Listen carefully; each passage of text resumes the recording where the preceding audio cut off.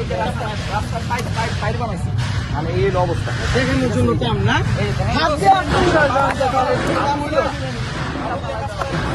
এই যে পলিথিন মিশ্রিত মাটি, এই যে পলিথিন, ঠিক আছে, নোংরা মিশ্রিত মাটি, এটা ফালায় যদি রাস্তা করে, এই রাস্তা আবার 10 দিন পরে ইউনিয়ন পরিষদের বিশাল বড় গর্ত ছিল না, ইউনিয়ন পরিষদের বিশাল বড় গর্ত হয়ে যায়। বালি ফেলানোর বাজেট দেয় না সরকার, বালি ফেলানোর বাজেট দেয়। এই যে কাজ করতেছে, এই ঠিকাদারকে কোন কর্মকর্তা অথবা কোন ইঞ্জিনিয়ার এটা ফলো আপ করতেছে, ঠিক আছে, এই ব্যাপারে আমরা জানতে চাই, এলাকাবাসী এটা জানতে চাই।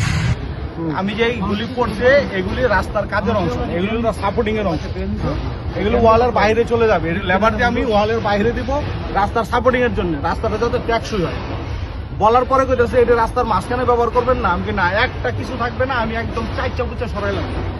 আমার শুধু একদিন সময় দেন, কালকে সকাল থেকে লোক লাগবে এবং আমি সন্ধ্যার পরে চেষ্টা করতেছি। সবাই ঈদের ছুটিতে গেছে, এখন আইসা পৌঁছায়নি। এটা বলার পরে আপনার ওই চেয়ারম্যান সাহেবের বাগিনা নাইম সাহেবের সাথে কথা হয়েছে। চেয়ারম্যান সাহেব অবগত যে এই রাস্তাটা তো আমাদের একটা ইম্পর্টেন্ট রাস্তা, এই রাস্তা দিয়ে প্রতিদিন হাজার হাজার মানুষ চলাচল করে।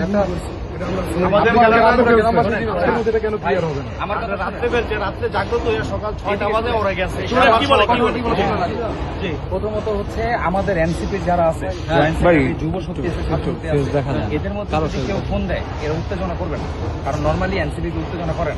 আমরা একটা কাজের ব্যাপারে এই জায়গায় আসছি, আমরা এই জায়গায় দেখছি যে এই অবস্থা, এখন এই যে একটা পরিস্থিতি, এই জায়গার মধ্যে এই ময়লা ইয়ার মধ্যে যদি রাস্তা হয়, এটা হচ্ছে আমাদের জনদুর্ভোগ হবে, সামনে রাস্তা ভেঙে যাবে।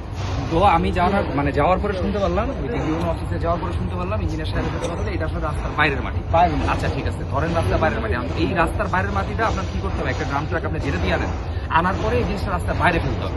রাস্তার মাঝখানে এই জিনিসটা ফেলাতে কি হয়েছে, রাস্তার গাড়ি বন্ধ হয়ে গেছে, জনদুর্ভোগ যখন তৈরি হয় তখন একটা নেতার কাজ শুরু হয়। জনগণ কি করে, নেতারা ফোন দেয়, ফোন দিয়া বকা দেয় যে এটা করতে এখন কি করে।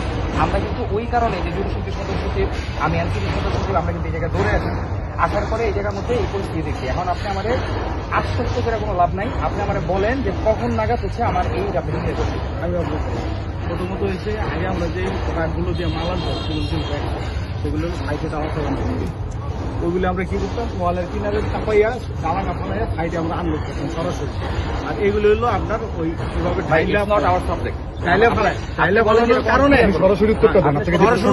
সন্ধ্যার পরে কিছু লেবার লাগবে আর সকাল 6টার দিকে লাগবে, দুপুরের মধ্যে ক্লিয়ার হয়ে যাবে। আচ্ছা, এই যে কালকে দুপুরের মধ্যে, আজকে এখন থেকে লেবার সন্ধ্যা থেকে লাগাবেন, কালকে সকালের মধ্যে ভাই ক্লিয়ার করবেন ভাই। সন্ধ্যার দুপুরের মধ্যে আপনি আজকেও জনদুর্ভোগ করবেন ছাড়া কালকে দুপুর পর্যন্ত ভাই জনগণকে কষ্ট বন্ধ করে দিলেন। একটা মেজর রাস্তা তো। আপনারা একটা কথা বলি, এই রাস্তা যখন আমরা ঢালাই করবো তখন 25 দিন বন্ধ থাকবে। ওটা একটা বিষয়, এটা কাজের অংশ।